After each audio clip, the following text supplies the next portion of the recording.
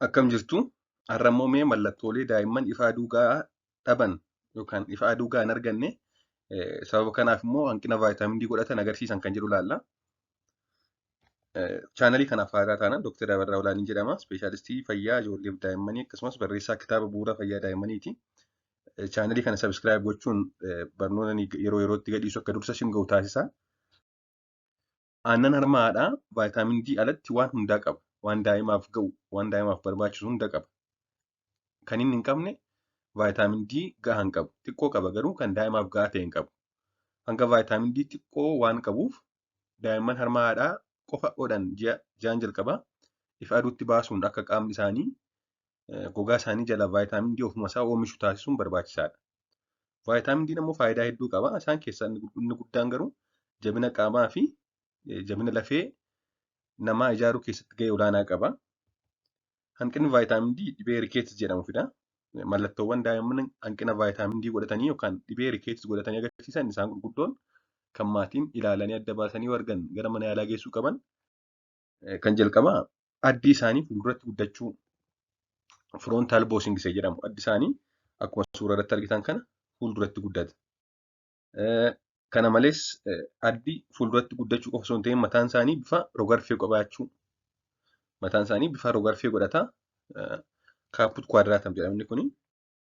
Kana malees qaaruun sammuu, qaaruu kan gubbee sammuu isheen jennu osoo hin cufatiin turuu. Noormaalii giddugaleessaan ji'a 10 hanga ji'a 18 gidduutti cufata. Inni kun egaa yoo hin cufatiin hafe hanga ji'a 18tti delayed fontanel closure jedhama. Yoo hin cufatiin hafe kanneen kana fidan keessaa tokko hanqina vaayitaamin D hanqina ifa aduudha jechuudha. Garbiraan ilkaan osoo hin biqilchiin turuudha. Delayed dentation kan jedhamu. Daa'imman hanga waggaa tokkootti ilkaan ni biqilchu. Daa'imman tokko naannoo ji'a 4 eegalanii ni biqilchu. Hanga waggaa tokkootti yoo hin biqilchiin turanis rakkoo hin qabu. Sanaa ol turraan garuu delayed dentation jedhama. Kan kana fidan keessaa tokko hanqina vaayitaamin D dha. Garbiraan lafeen cinaachaa jallachuu. Lafeen cinaachaa isaanii hariisensi giruuf rakiitik roozarii kan jedhamu jajallachuu. Akkasumas immoo lafeen dugdaa jallachuu.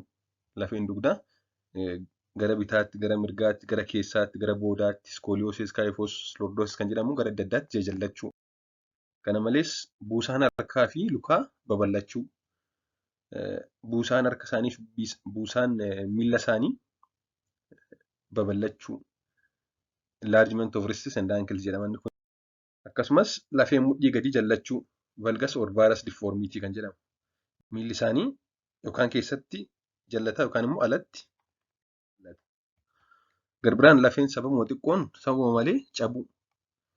Waanuma xiqqoo tokkoon kufaatii xiqqoo tokkoon lafeen cabuu. Even takka sababni isaa beekamuu dhiisuu danda'a. Sababa malee cabuu yookaan sababa xiqqoo ta'een lafeen cabuu. Garbiraan foon garaa laafaa waan ta'eef garaan bukokuu.